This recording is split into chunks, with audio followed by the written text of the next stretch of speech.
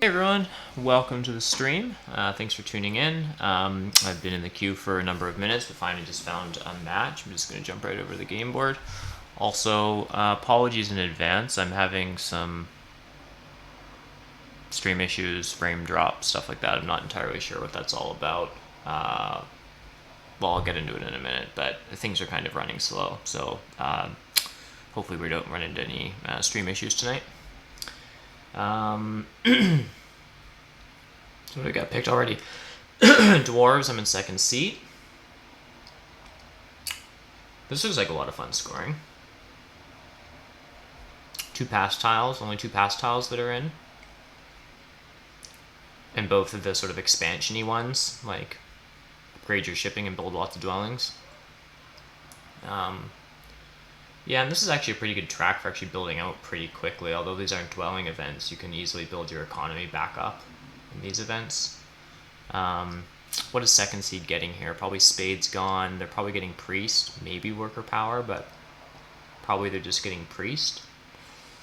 What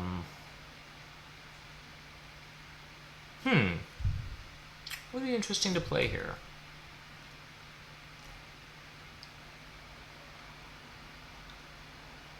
Been enjoying Nomads quite a bit here. I could toss Nomads in. See what happens.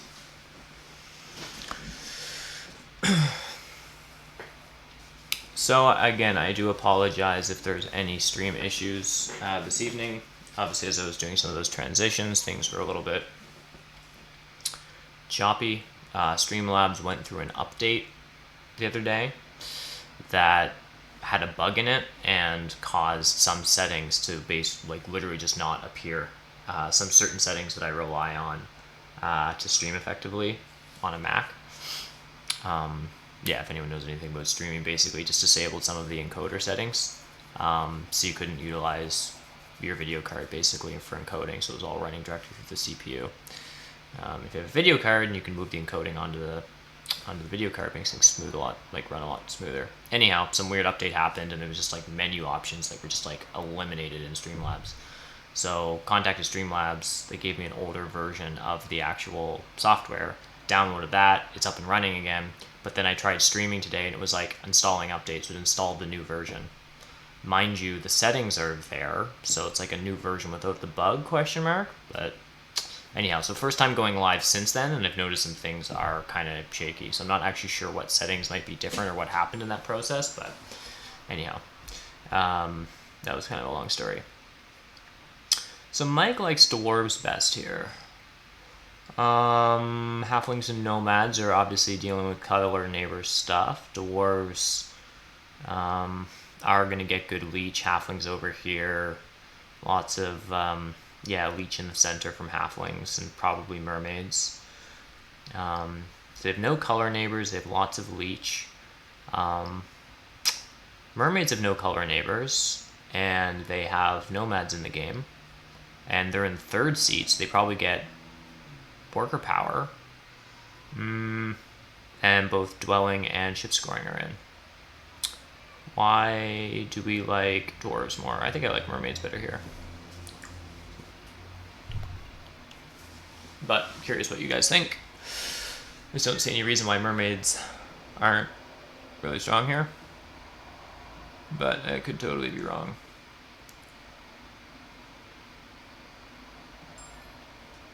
I mean, I think we just have to bid on this stuff for a bit, so I'm just gonna take some points off. Oh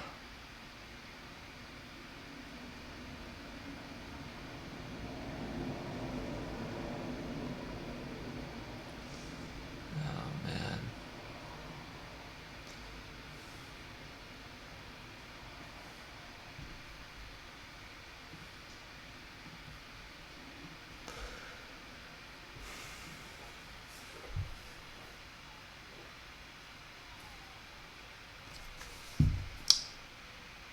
Yeah, I just think mermaids are probably better here. I mean, they just get a better pass tile. Do they get double dig? Halflings presumably just takes the spade. Unless halflings wants double dig, then they can take worker power. But I mean, I think that's probably not going to happen. So mermaids Yeah, I mean, mermaids can just take double dig first turn.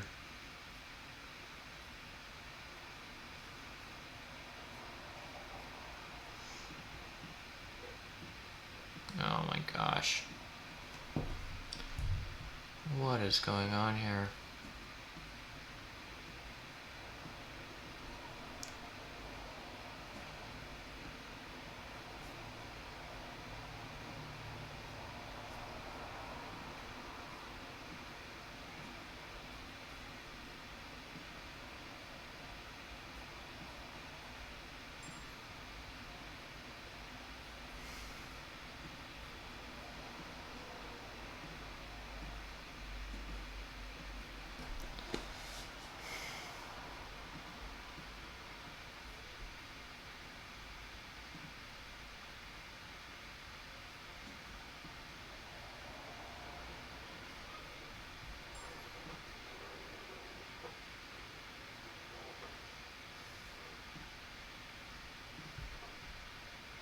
I think I still just like mermaids.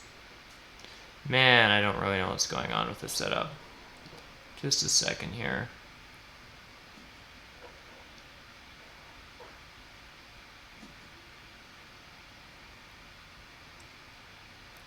Said I had some earlier drop frames. I'm not super sure.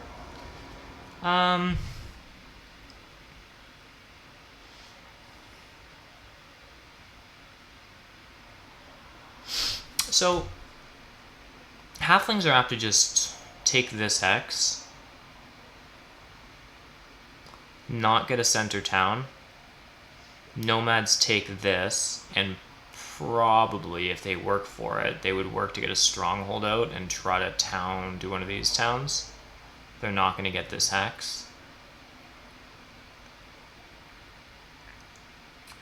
Their third dwelling probably just goes up here.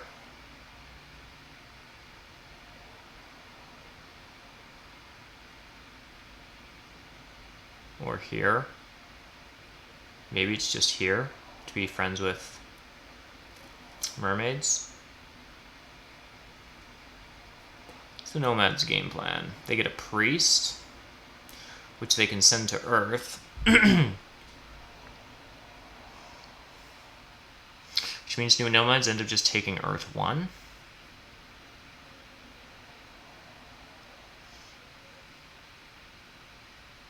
And then do they get a single spade? I just feel like it's soon Nomad's time here. But, you know what, I'm going to take another point off mermaids. And then I think I'm switching over to Nomads.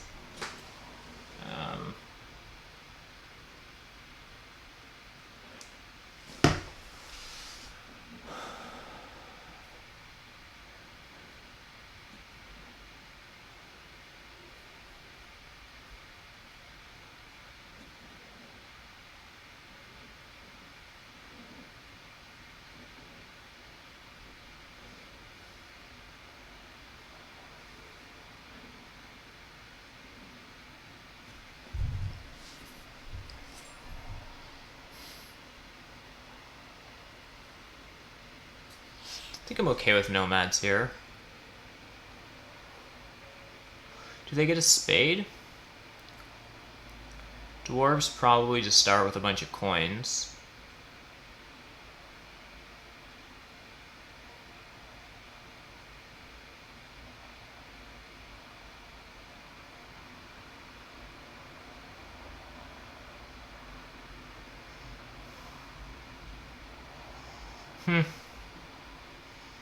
No, I don't know if it's too early for Nomads. I don't think so. Pretty okay with.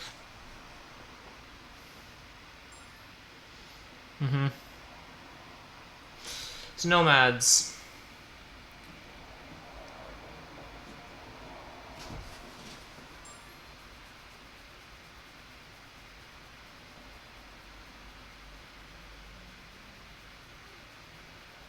Probably another point on Nomads, and then if I'm down to 25, I think I'm back to mermaids. I think that's okay.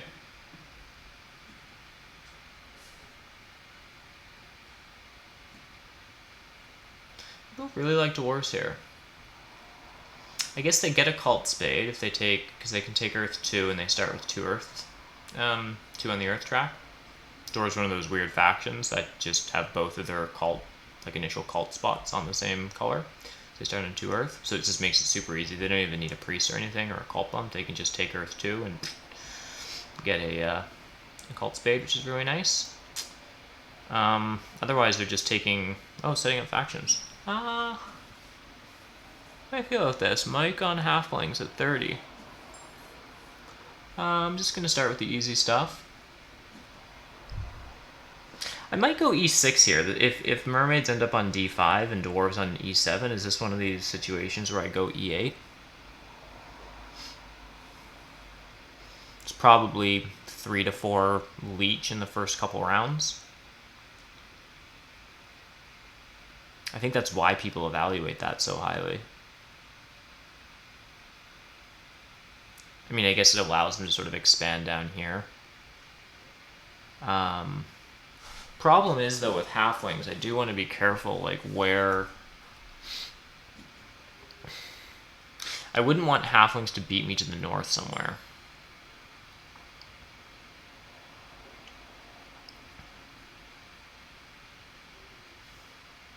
Oh, I just do this, though. I mean, I think this is just really good for leech.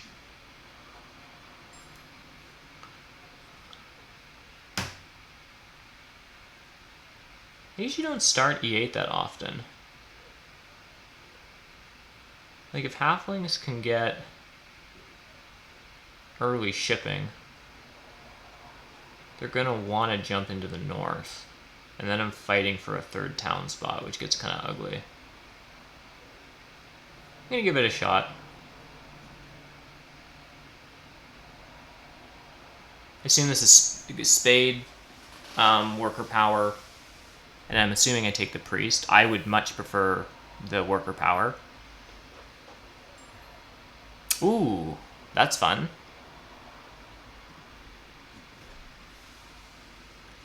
Unless Al takes the ship VP for an extra power boost. I guess mermaids probably just get double dig anyhow.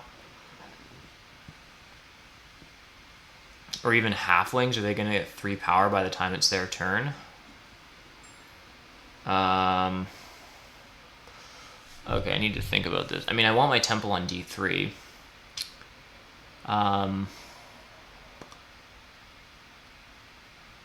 So if I go on d3 and the mermaids don't upgrade next to me, and they upgrade over here, then I will still likely get double dig. Well, I will get double dig. And there's no way anyone else can get it. I think that's true.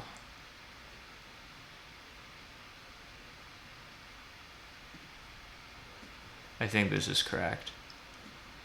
Because now it's mermaid's turn, so they have to do something. And this doesn't give halflings any power. So halflings probably just take single spade now on g5. Oh, no, okay. They just do that. Maybe dwarves will just build a temple and give me even more power. I love cycling as much power as possible before... Yeah. I like cycling as much power as possible into bowl 3 just so you don't end up burning as much. I'm probably irrationally focused on that. Like, some people will just... Well, and I would burn if I just had 12 in bowl 2, but like it kind of bothers me more than it should. So Al just bought a priest. It's totally reasonable. I'm going to take this. And just grab this one. And go here. So because I don't have a priest, like, I'm not going to catch this cult spade anyhow. So I don't need to worry about my round 1 favor tile having anything to do with, like, catching a cult, like, reward. Yeah.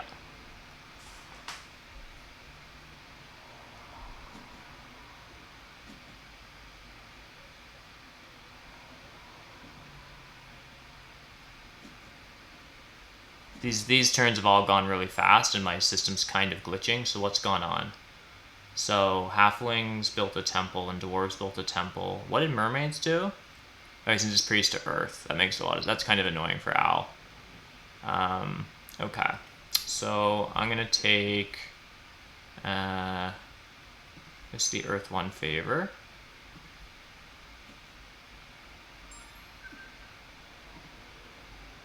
Like so. Yeah, sorry, it's still kind of glitchy.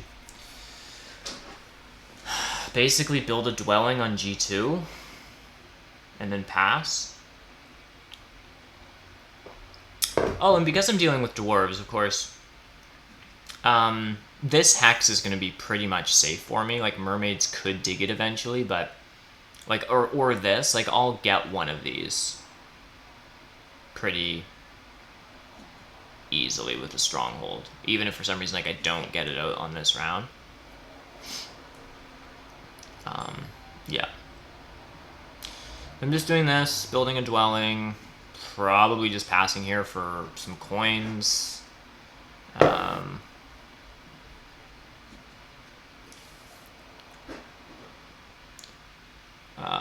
Who's got what left to do? Block's probably building a temple. He can just do a temple and then another dwelling. This looks pretty good. He's got a priest to earth. The priest to earth doesn't make a ton of sense other than as a block, actually. No pun intended based on his username, because I don't know how he's going to get the cult spade. Unless he takes like earth 2. Anyhow, I'm all out of moves. I'm certain this has got to just be 7 coins, which is pretty awesome. And then I'm in first seat to toss my priest somewhere. Yeah. I'm just going to grab this. So, nothing overly exciting so far, but... Oh, I'll also get some more leech from mermaids. Now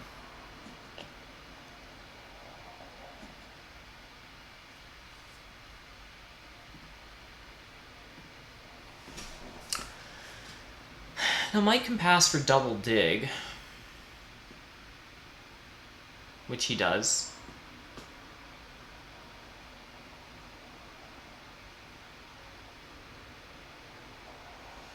Block probably just, well, any of those pastiles kind of make sense.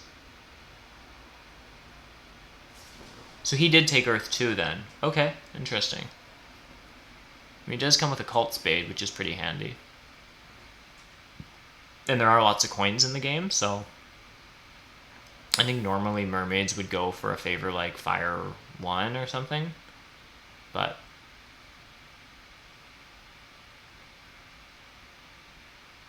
this is probably just C3, yeah.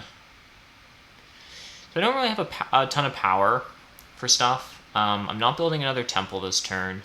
What I would really love is to get some more spades, although halflings are just going to take double dig on me.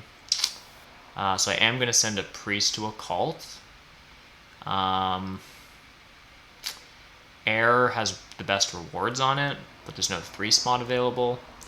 And they're all going to give me, like, earth and fire all just give me 1 power this round. I think I probably just send it to fire. I mean, I can send one off to air next round if I want anyhow. I don't think I'm building another temple. What I'd rather do is, like, get... Oh, wait. Hold the phone. What I really want is a bunch of dwellings out. I am not sending a priest to a cult. I'm upgrading shipping. And I'm getting a dwelling out. And then if I can get a spade, I'm going to be super coin poor. Oh, I know what I'm doing.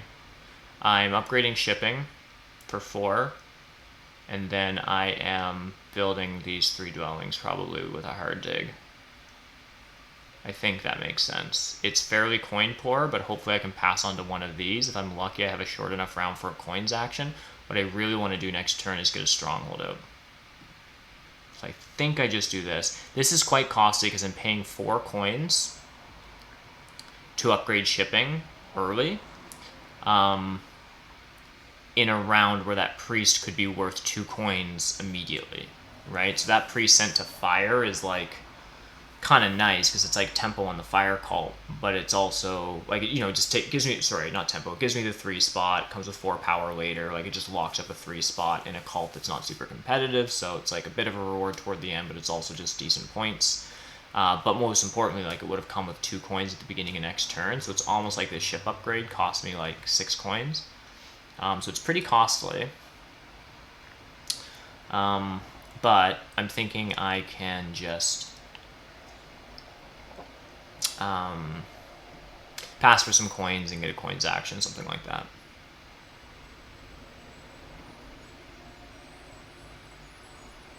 So yeah, I'm just building all my dwellings out in the first 2 turns. And this is going to be a hard dig, so I'm going to save my power. This is actually really good. Yeah, this is amazing for me. So no one took double dig here.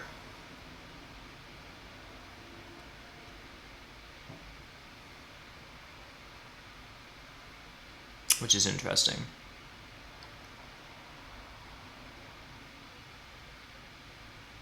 So I'm going to hard dig this. Doors will eventually come over and give me some leech. I'm just going to do this. I will build one more dwelling if I can, because it still gives me economy. Building this dwelling now comes with an extra worker. This pastile is very juicy. But mermaids probably want to send at least a priest to a cult. Owls, probably just building this dwelling out. I mean, this is greedy, but I think Mike's definitely building a temple. Block's got to be doing something. I mean, I could sit here and analyze it all day. I think what I want to do is just play greedy, build this dwelling, have the turn come back to me. I pass onto this dwelling bonus and open next round with a coins action, and then we're cooking. We're getting a stronghold out.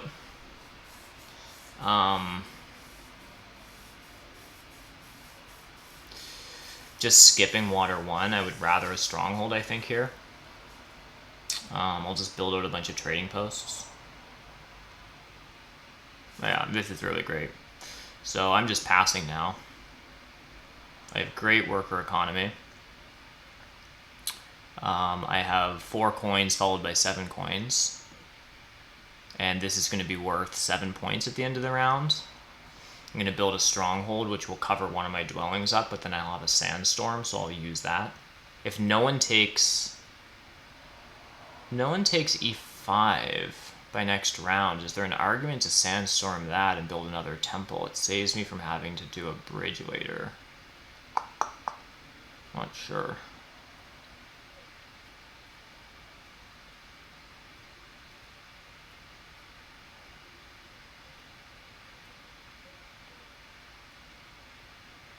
Some people would just build a sanctuary for water 1 next round and then score all of this. It just feels like maybe that's correct. It just feels like, I don't know, it's too greedy and not economic enough. I don't know. No, I can't get both. I can't do sanctuary and stronghold. No, it would just, I don't have enough workers. Well, or coins. Right, I would need 10 workers. Yeah, the way you do that is, oh, eventually in the game. Oh, that's a good point. Yeah, I'm not building a sanctuary this turn. So I'm sandstorming stuff over here. Yeah, the way you do that is you open with fire 1. You maybe get a bit of a boost, like an extra worker boost, because there's like a big building like round with fireworkers on it.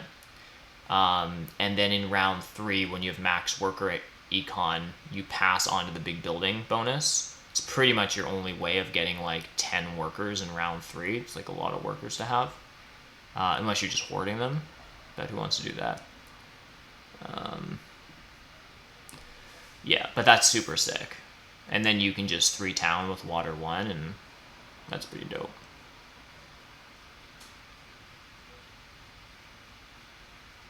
But I think because the big building bonus wasn't in the game, I didn't see a path to getting both buildings out this round, so...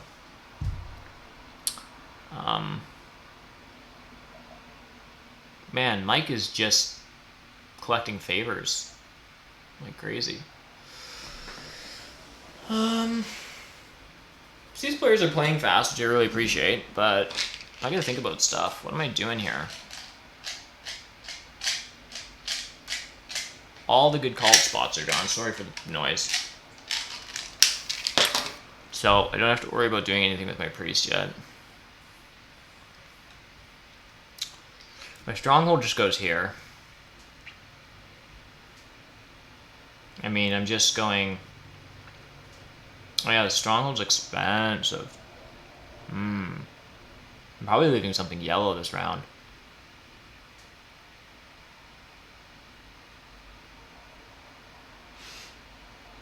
Yep. Yeah, fair enough.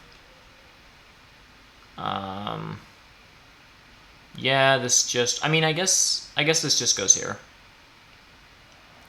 I mean, if this is going to be a stronghold, like not a sanctuary town, then my stronghold can actually go over here. But I don't really want to get block like 3 coins this round. So I think I just do this.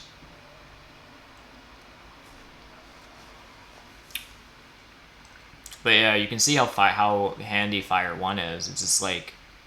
this game has been pretty lucky. I passed on to 7 coins going into round 2. And then in round 3, I passed on to 4 coins and took a 7 coin action. So I've had like 18 extra coins this game. And I don't have enough coins to build a dwelling this round. With my sandstorm ability.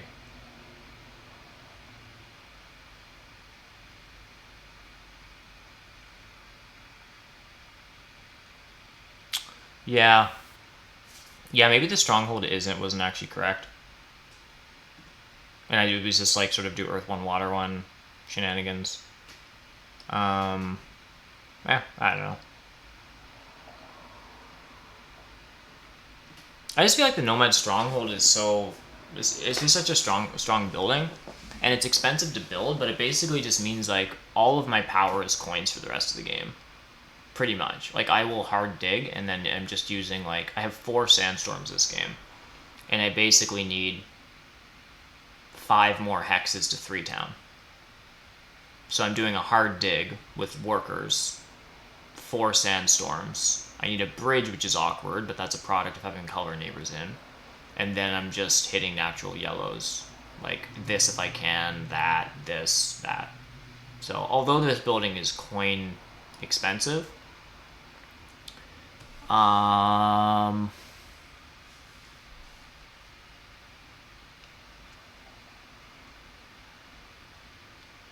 so I need to sandstorm something.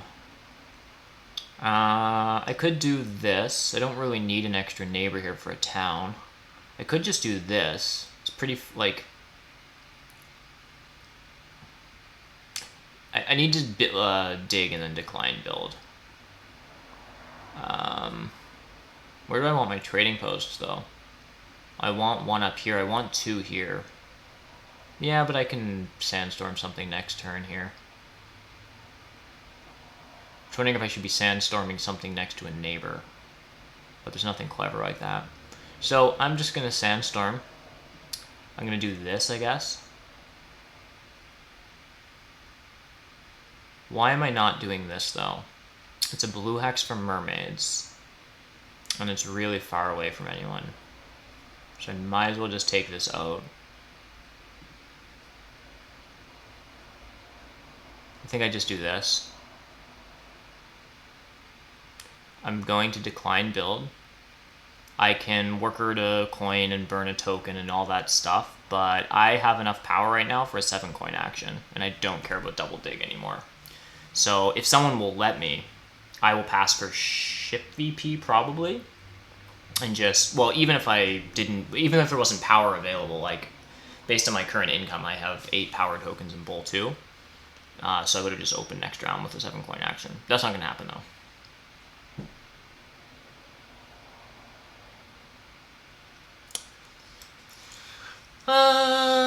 Yeah, I guess. It might have made sense. It might have made sense.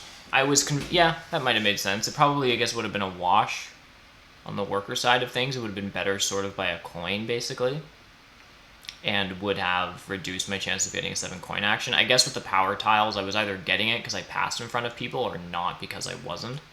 So it probably doesn't actually decrease my chances, now I'll come to think of it. You're probably right. Probably burning a token would have been okay. Oh, and it would have been better by a coin and a point. So, yep, fair enough. I think I just pass for this and I take the 6 coins.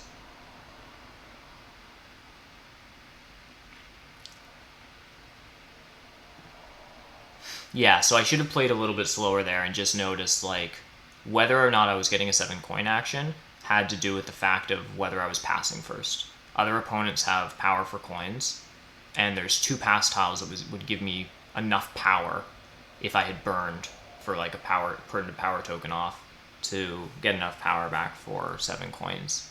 So yeah, I was either getting it or I wasn't based on passes. Oh, worker and a priest to a coin and built.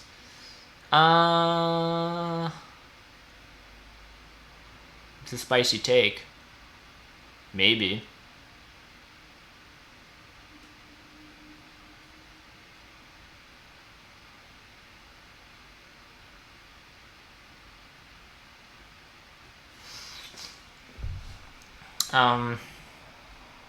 Alright, so how many trading posts am I building this round? I don't have to build them all because I can build them in round 6 if it's too much. So I mainly want to build them for economic reasons.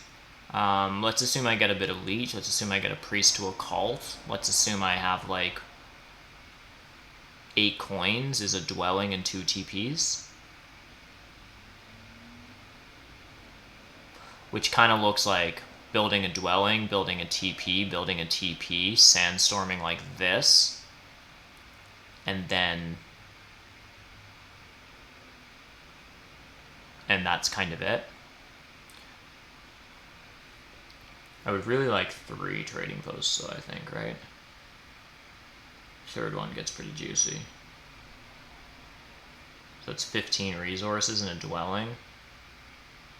18 resources. I have 15, 16.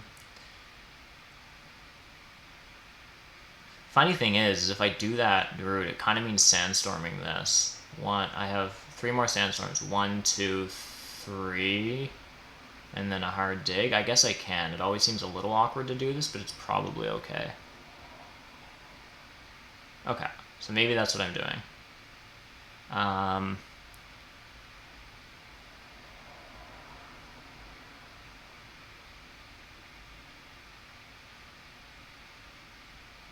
There's a hidden mistake in sandstorming D2 instead of E2 and F1. Yeah, you need 3 ship.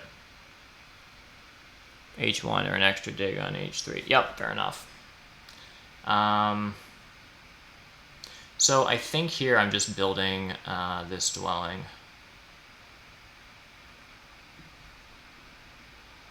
For now.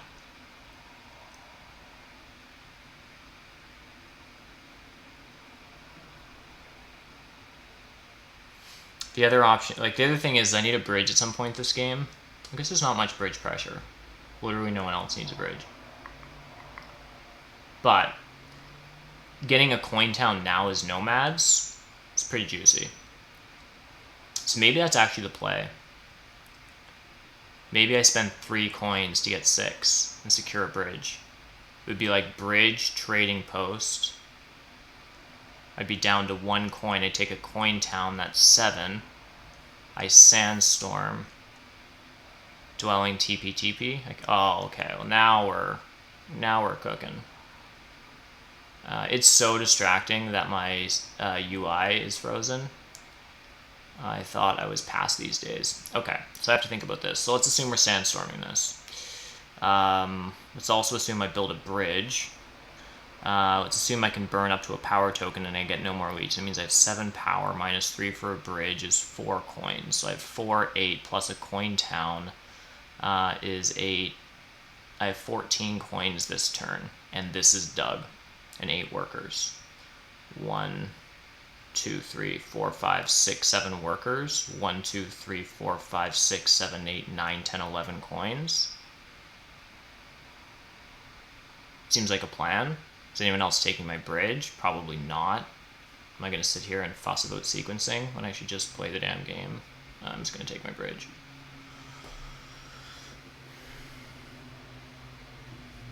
Alright. Just feels good. My round's going to be long, and I'm going to pass for whatever people give me, but... yeah.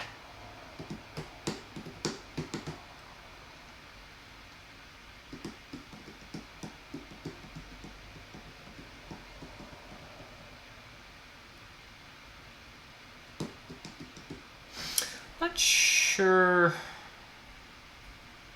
about Mike's game here. He has no technology upgraded. He's got a bunch of priests.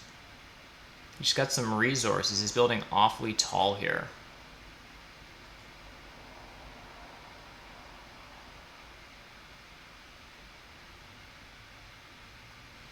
Yes. Agree with all of those things. Oh, there's a coin town rush. I guess this probably is the thing to do.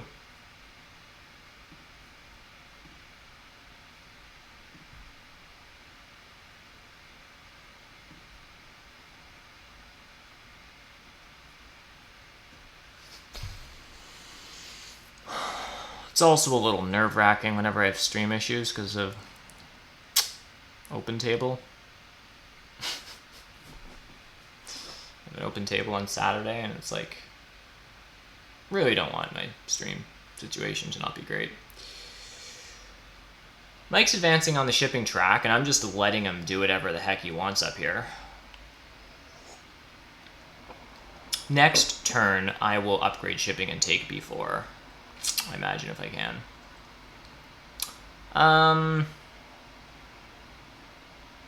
Alright, so I'm gonna do this stuff first. Oh yeah, and then I town up next turn, because I'm gonna Sandstorm F1. Then I can build on H1. Maybe I upgrade shipping a second time. With 2 shipping, I can hit the rest of my stuff, or whatever Mike leaves for me. That seems pretty good. I'm gonna transform this.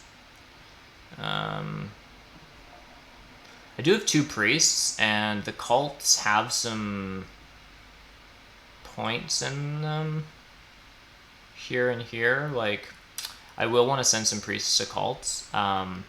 Literally the only cult reward I'm getting this entire game is I'll probably end up getting 4 power.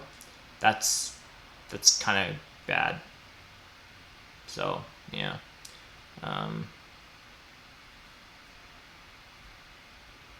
But anyhow, I'm going to give block.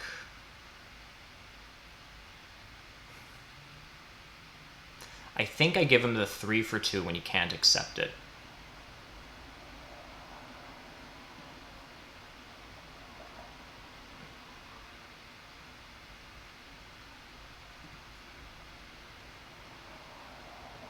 Southwest as well.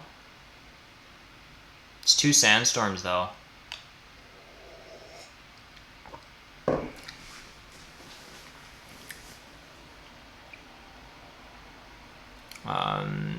Yeah.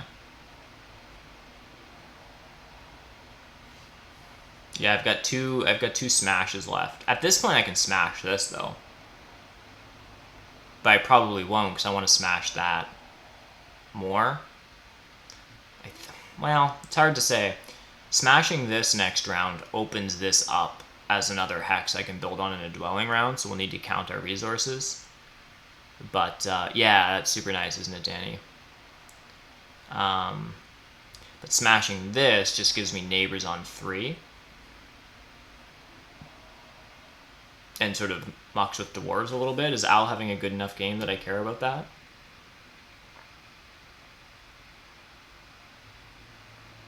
I don't really know who's winning this.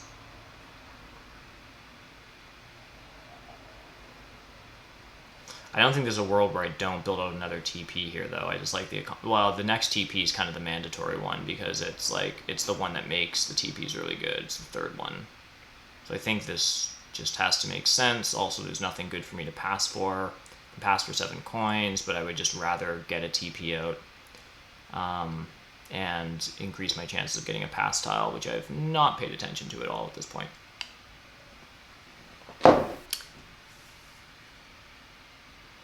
Yes, check with Fire 2 considerations, absolutely. So I've got thinking homework that I need to do. So how many more structures are we getting down to? I mean, maybe we go 15 structures this game.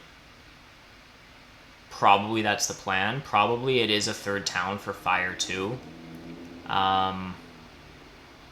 It almost certainly is. Yeah, the 3rd town is probably a Fire 2 town. And the reason for that is, let's just assume I build a temple and then all the rest of this stuff. So I basically have 2 trading posts. So unless I go TP, TP, and then 3 dwellings or something, but I just don't have enough sandstorms for that, like it's too many digs. So I think it's going to be something like a temple anywhere for Fire 2. TP, TP. Dwelling, hard dig this as a dwelling if I can. Sandstorm this or this. There's my town. So there's 2 dwellings. And I'm getting out 5 more structures. So there's 2. So I can spam 3 more dwellings. And I have 1, 2, 3, 4 X's. Which is probably perfect. So next round I'm gonna sandstorm and build a dwelling. Well, I might actually also just try to hard dig A6. I might actually not do that much shipping stuff next turn. But anyhow, we'll see. What am I doing now? I could pass. Do I want to pass? Who's next? Block is nothing better to do. No, I can probably just get a pass tile, which seems good. So I think what I should be doing is trying to send 2 priests to fire and staying in the round. If I'm taking Fire 2, that also helps. There's like a lot of tight fighting here, so 2 priests to fire actually gets me to the 5th spot. Fire 2 kind of gets me up here. So like I might be able to like win this cult. I will pass immediately for that pass tile if Mike lets me. I can't imagine he does. Which means I'm kind of incentivized to upgrade shipping once next turn.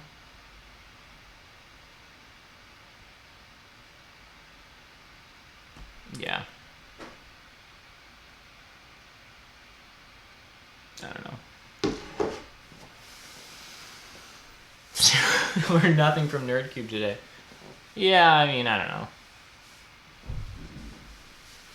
Posted a big rant in one of the various Terra Mystica discords today. Well, it wasn't a rant, it was part of a discussion AJ started, which is really good, but it was about Earth 1. Yeah.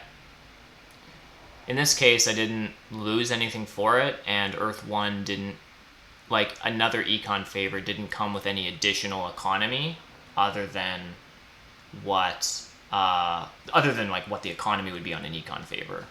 So I took double dig, Earth 1 came back to me, decided I kind of wanted it.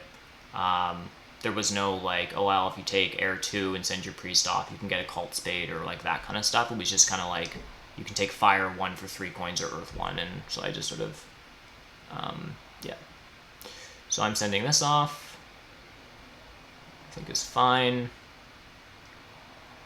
I'd love to build a dwelling out right now just for more economy, but I don't have shipping for it.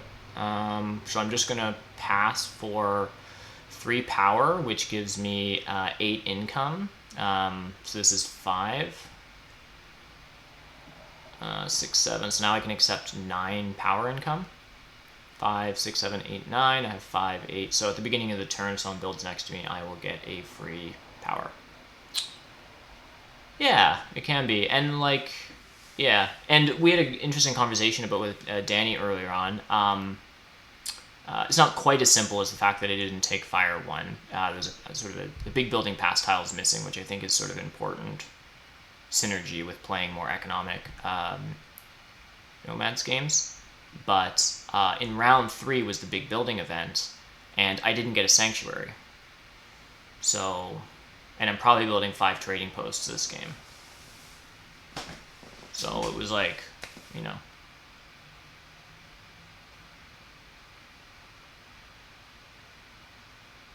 Yeah.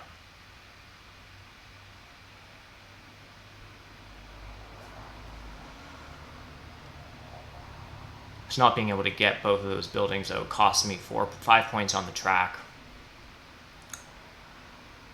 And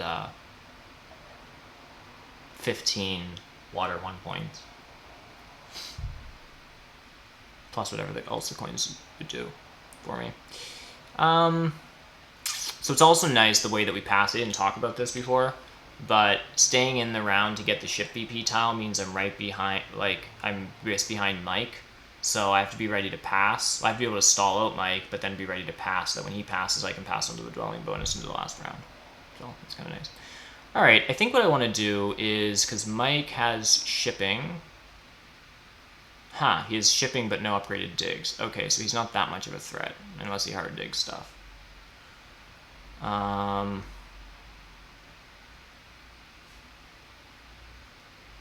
think I just start by upgrading shipping, and I don't think I...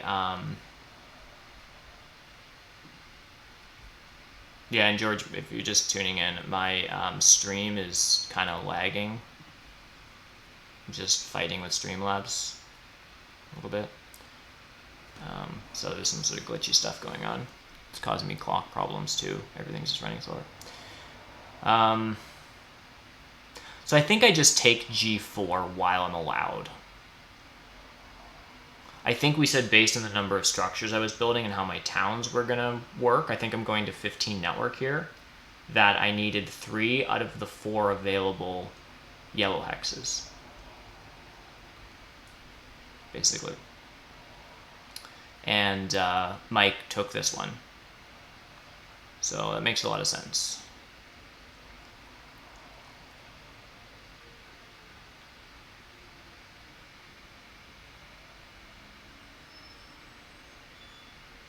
So I think I just take this. It gives Mike a ton of power, but, you know, I'm going to convert down. I still want coins. I mean, you always want coins, but I'm just going to do this, I think. Just take the hex while we can. Hope that's not juicing up Mike too much right now. I just think it's important to secure the hexes we're going to want. If I want to get to 15 network, like, that saves me an extra 3 worker dig later, if someone takes that. And Mike declines. So, fair enough. Mike not having upgraded digs is kind of helpful. Because basically, so I have 2 more sandstorms, so I can take an ugly hex over here, probably it's F1. I can also take an ugly hex up here, so A4 or C2. So if I do sandstorm, yeah, so I have to. So what it basically means is I need A6, because I don't have the sandstorms to go F1 and C2 and A4 if A6 gets taken. I'm talking aloud here. What I'm getting at is that I really do need to take A6, and that if Mike had upgraded digs, that could be a problem. It's nice that it's currently not, but this is a hard dig this turn. So let me just count this out. I'm building probably 2 more dwellings. So maybe a TP in another dwelling? I have no idea.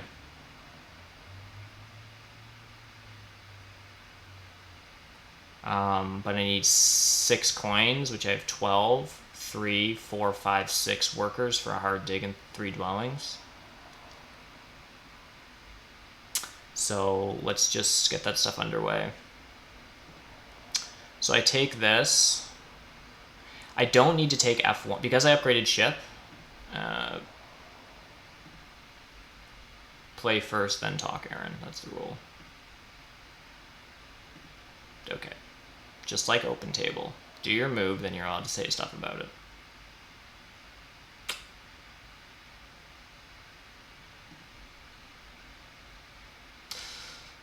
Because I ended up on ship BP and upgraded my ship this turn, there's not as much reason for me to sandstorm F1 this turn.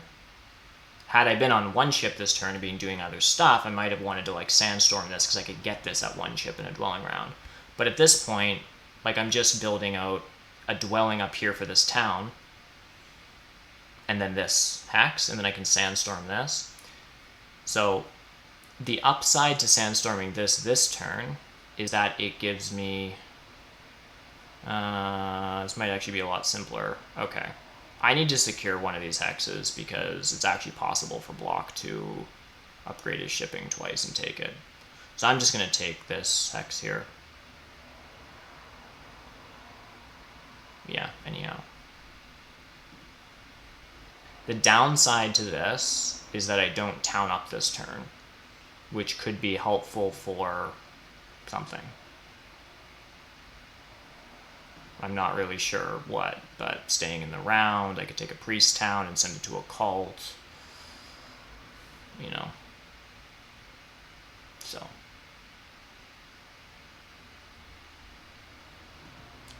Okay. So now I just really want Mike's pass tile, but he has 4 priests, so good luck with that, Weber.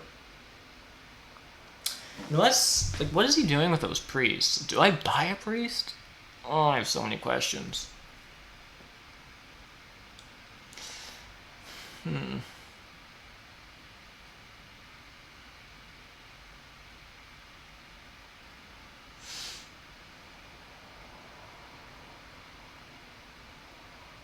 Now I can, well, no, I don't have the resources for that. Kind of out of stuff to do here. So I can pass for 7 coins. Can super do that. Do I take a priest and actually upgrade shipping and pass?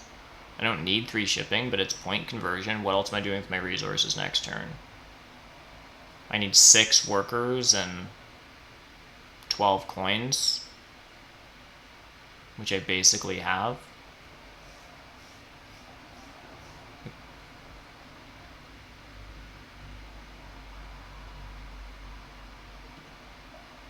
Am I buying a priest? Not sure how much I love this, but I'm running out of time. Sister just passed for 7 coins and opened with a coins action.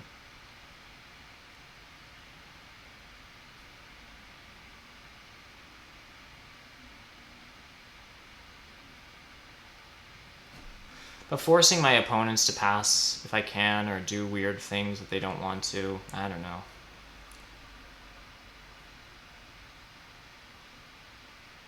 Yeah, I need 8 workers. Yeah. 1, 2, 3, 4, 5, 6, 7, 8, which I have. I need 5. 15 coins. I have 7. 8, 9, 10. Well, I have 12.5 coins if I upgrade shipping. 13 coins. Fire 2 is a coin. 14, 5. Yeah. So I actually have all the resources.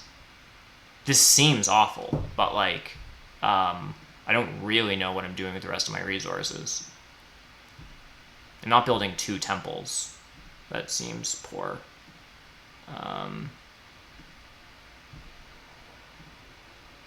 So I think I'm just doing this and just getting some points. Like, I'm probably just going to be forced to, like, at this rate, if I'm forced to pass, I can just open next round with a coins action anyhow. I've actually never done this before. Bought a priest and then converted 4 power to 4 coins just to score 7 points. I guess then the other piece to this is I'm not accepting leech anymore. Next time I get leech, I'll have to actually calc some of this stuff.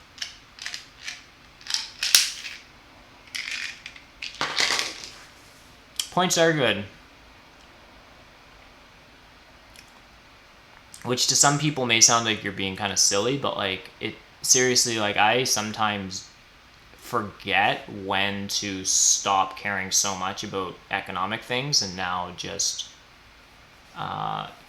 yeah, and just score point. You're right, I can just sandstorm D2 because I can reach H1 anyhow. So I have nothing else to do, and I have no more tricks up my sleeve, so I'm passing, and it's just gotta be 7 coins. Unless a priest is worth 3 coins. Doesn't super look like it on any of these cults, gotta say.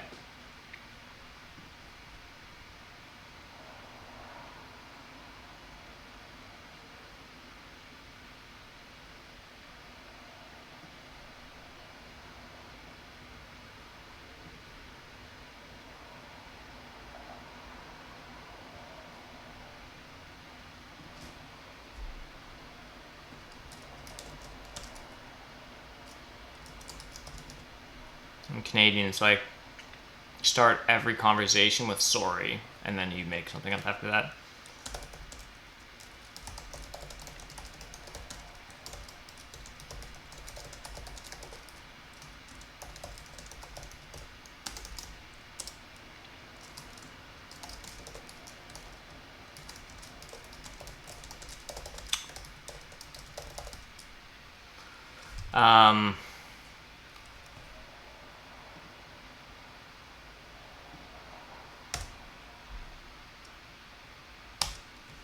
I also can't spell. So what happened here? Al took double dig. I just take coins because it's a resource point that... Sure. I don't know. Coins seem good.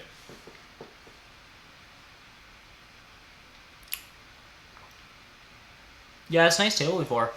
It is a nice table. I realize I've never played Al Menez before, which is shocking. When I was matched with him, I looked him up because I see his name, like I spec games, I guess, that he plays in, and I see him in the leaderboards and stuff. But then when we were matched, I like quickly went over and just looked at game history between us, and we were only in one game before, and it was for someone like had to quit, so we tied for first or whatever.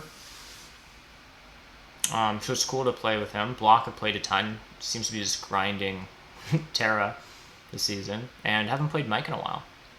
So this is it's a real treat. Remember when I was saying I wasn't a huge fan of Mike's game because he had like not that many structures and doing weird stuff, but he has points, which is kind of annoying. He has another town coming, sort of. He hasn't upgraded digs, so he might do that and carve out a town and just build 2 water 1 back TPs.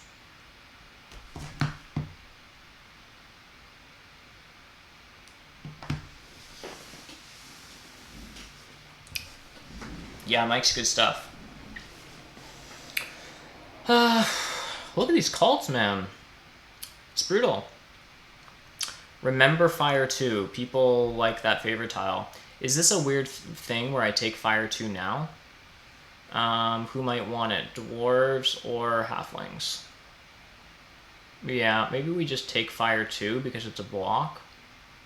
But it doesn't town us up yet. Is there another spot where we want to build this? Do I want to give block a 2 for 1? Maybe I do. Maybe I want to make him pay for the other half of the coin. I don't know.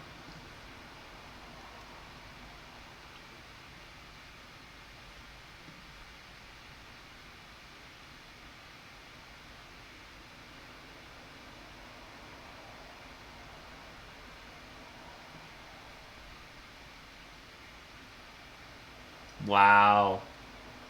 Okay, that was something else. Am I doing something wrong with towns, by the way? The amount of games where I like 3 town, and the town sizes are 7, 7, and 6, and the third one requires Fire 2 because I don't do a 5-hex town.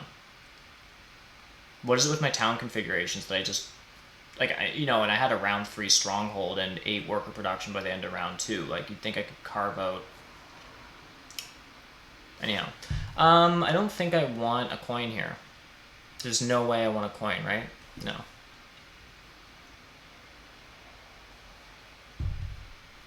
I think we're shut off. We've met our point ceiling.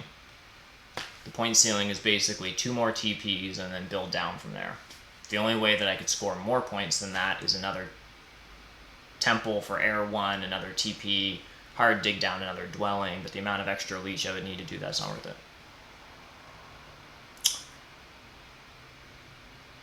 Another, yeah, an SA town. Yeah, I guess that's true. I guess my point is it just hard to 3-town to do like 3 air 1 towns? I've heard people refer to them. Meaning as opposed to taking like a round 6 fire 2 to just go air 1 and then like, I don't know. I guess you just need more structures. I guess if you're, yeah, I don't know. But to basically 3-town without fire 2. I have no idea. Oh, the other thing that's super annoying is I can't town up for another 2 turns. I would love to just grab the,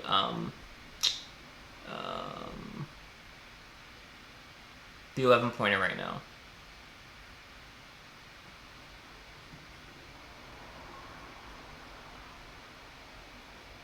Because the priests here are just, I mean, am I gonna, he's got a cult bump. I think fire is his. My cults are abysmal here.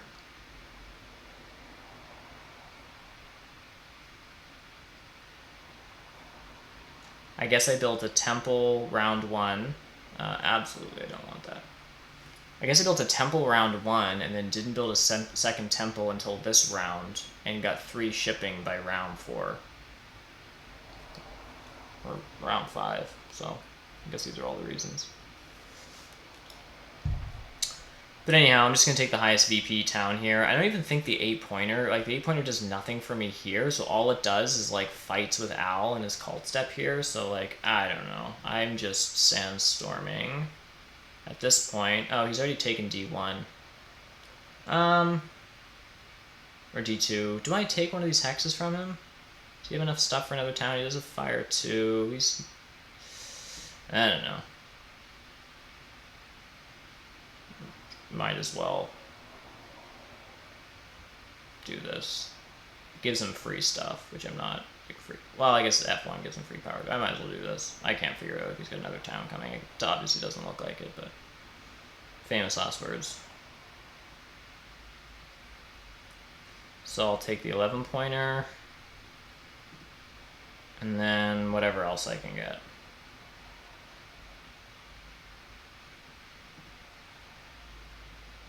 I'm building another TP, and then a dwelling on one of these. I guess ideally B1 where it doesn't give block free power, and that's basically my game. So I'll end with a worker.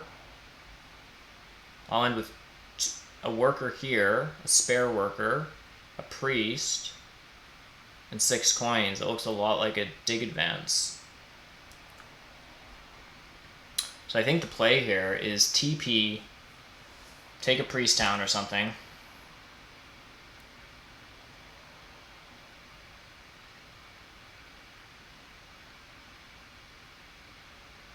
Uh-oh. Look out. Stronghold's coming in.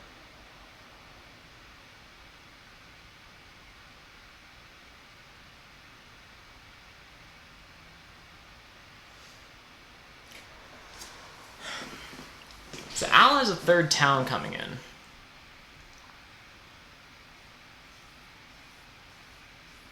That's pretty annoying. He's water 1 and earth 1. So he's scoring 8 points off structure. Yeah, 8 points off structures.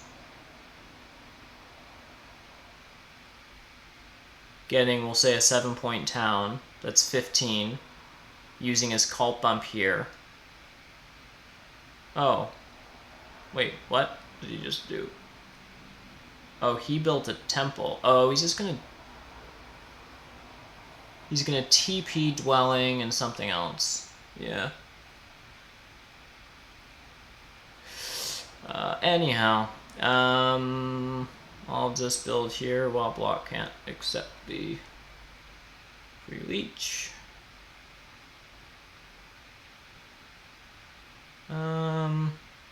So I've got this right. I've got a priest. I'm going to need 1 more dwelling. 6 coins, 2 workers. Yeah, we're good. So it's pretty much just this priest town.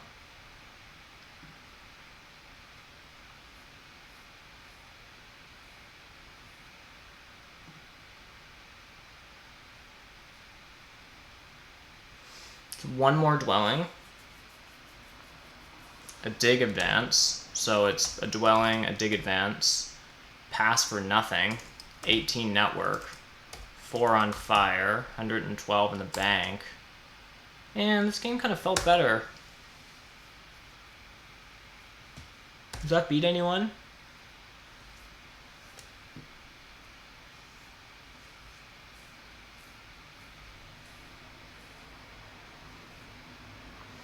Mike is not bothering to connect after 3 shipping.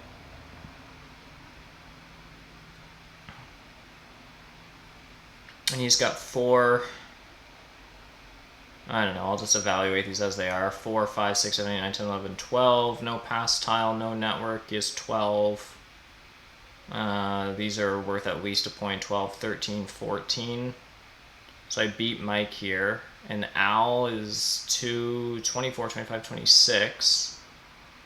26. He comes in third on network. 26, 29, 32.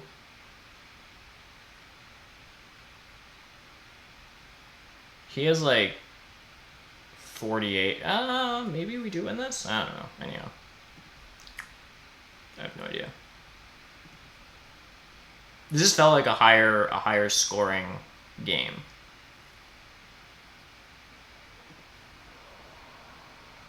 Hello, how do you play this game? Well, the rules are kind of complicated. There's a lot of them.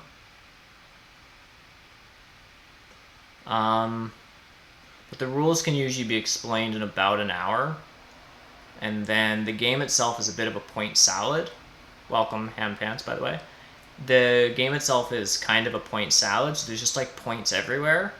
And so there isn't like any one obvious way to sort of score them. So it's kind of a free-for-all when you're first figuring it out, of just doing stuff and seeing what works, and then like slowly figuring out the best, most optimal paths to score points for each faction. I realize it's kind of vague, but there's a lot of ways to score points. There's also a bunch of different factions in the game, and they all have different abilities, and that really changes how they play. So you're almost kind of playing a different game with every faction, sort of. So there's a lot to it. There's definitely some videos online I can probably pull up in a second here that give you a bit of a tutorial. Don't think this really matters, but I basically at this point, I built my last dwelling.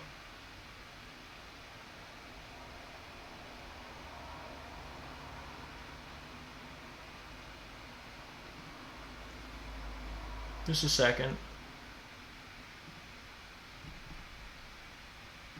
What have I got left for stuff?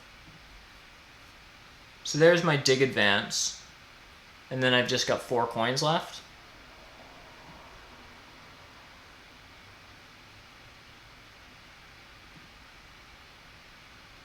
So I might as well use a priest as a worker because it's better by a point. And not convert this. So I think I just do this. And I could buy this priest, but there's not really any point. Like, it's buying a priest doesn't give me any extra points here.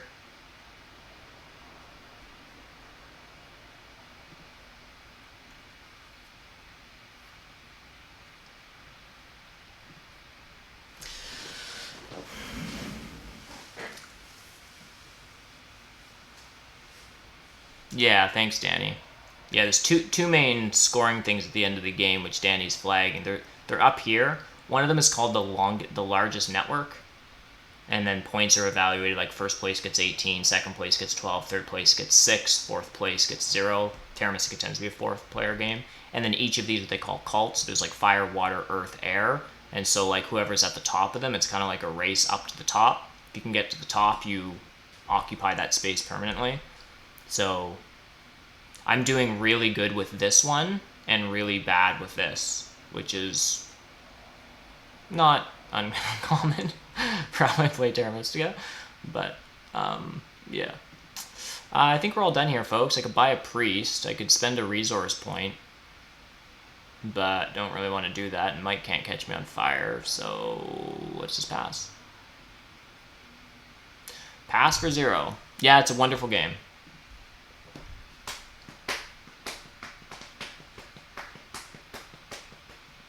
For sure. Yeah, you don't get bored of it. I find.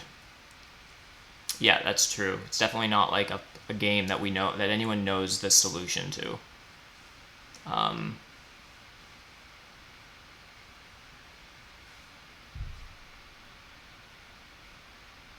So Owl did get both his TPs out, but he didn't time me on network. Owl's got to have this, though. I wasn't watching the end of his game, but I guess he took a worker town and had enough power to build another 6-point trading post. Yeah, because he has 16 points on me. More than that. Yeah, so Owl's won this. And then I think I'm second. I'll have to go back and look at Owl's game. I don't know. This third town's interesting. I guess I just, as dwarves, kind of give up on that sometimes. I find I just don't have a high enough point ceiling when I'm playing them. I run out of ways to score points. But then Al gets 9. Yeah, damn. Oof. Some of us have already... Yes. I am not one of those people. I'm not enlightened.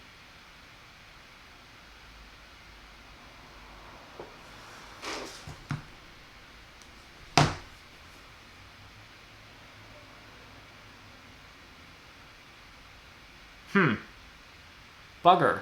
Why was Al's game so good?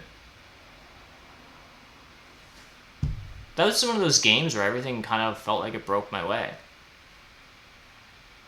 I guess I didn't get a pass tile at the end, but no one did. And I got 6 coins and a 7 coin action. Not that I used those coins, but still, it was just like...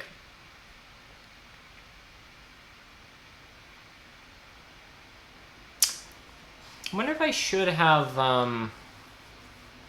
Well, no, I would... In round 4, when I built that bridge to get a coin town so I could really get my economy going again with coins, maybe I actually had enough stuff, and tell me in chat if you think this is wrong. I actually don't know if there was a copy left, but did I have enough stuff to actually build a temple for Water 1 there? Because in retrospect, well, no, but the problem with a temple for Water 1 is that I would have needed another temple for Fire 2 for the 3rd town. So it's tricky.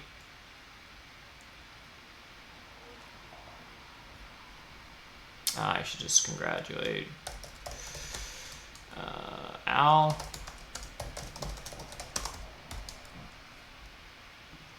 Yeah, it was pretty awesome. Because you get bid down quite a bit too, I think.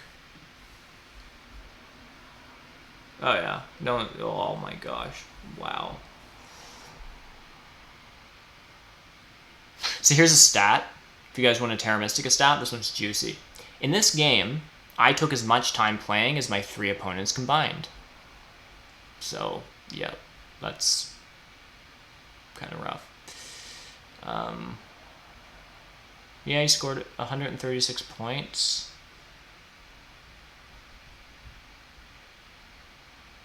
Guess he did great on the cults. He got a nice early town. And he also tied for network. That was really nice. Nothing I can do about that, though. It's not like I would have wanted Block to have an extra network point, because then I just would have lost points. He got 3 towns, and he did 4 tunnels. Dwarves' inherent scoring is not always as big as people make it out to be. Like, he got 16 points.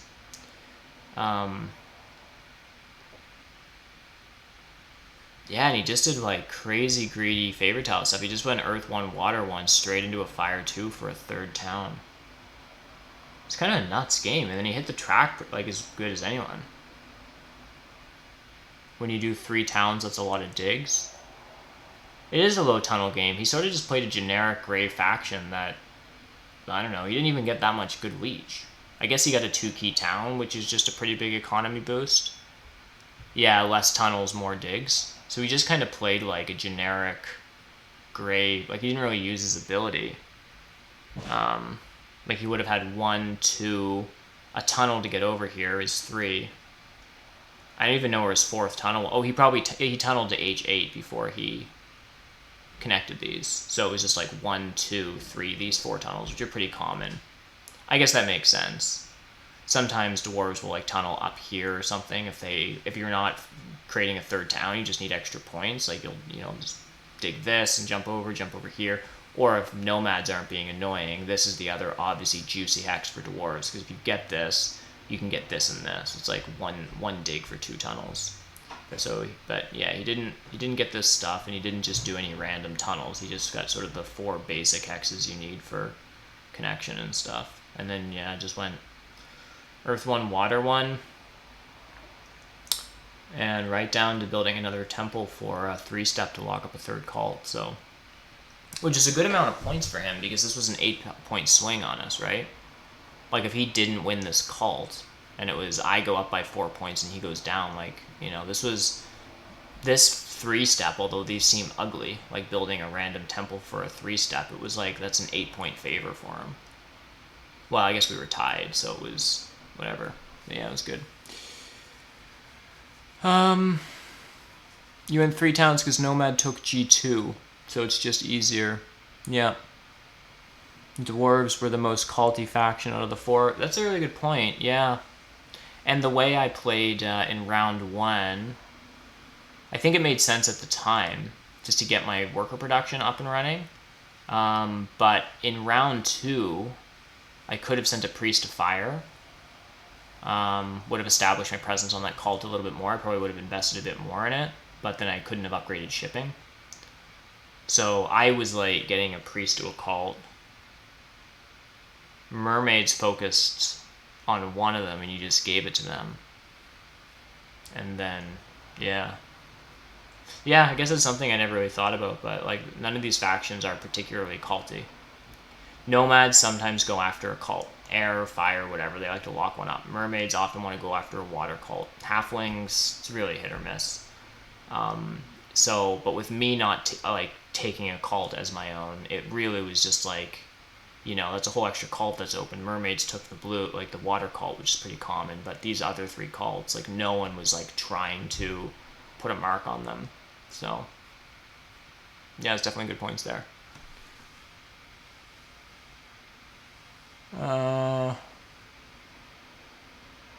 Yeah, you got lucky because halflings weren't doing that well to be able to go forward disrupting you. Yeah, for sure. This 3rd town is pretty cool. Damn, it's a lot of spades. 1, 2, I guess 4 spades for 5 hexes. I mean, you tunnel to these. It's really, however you want to look at it, 4 spades for 3 hexes or whatever. But yeah, it's an expensive. Did a lot of digging. 5 spades, 6, 7. So you had 9 digs this game. 9 digs for a 14 network. That feels pretty high. So yeah, cool though. Really great game, Al. It was a lot of fun to play with you. You got them from cults. Well, yeah, that totally makes sense. Your cult game really fueled some of this extra economy, because you just went Earth 1 into Water 1, so that doesn't help pay for stuff. And then your leech wasn't, like, great. It was the worst in the game. It was, well, in terms of victory point, what did you actually get through structures? Power gain through structures. Okay, so I mean, I guess we all just had okay power. So you got some power there, but yeah, you would have gotten them through the cults. Yeah. Yeah, cool. Awesome. Well, thanks everyone for tuning in. Sorry again about the stream being just like a little bit wonky. I'm doing stuff. I'm going to try to get that fixed, obviously, in time for this weekend. I do have a pretty cool table lined up for this Saturday. Open table has moved to Saturday for probably the next few weeks, so it's Saturday noon Eastern time.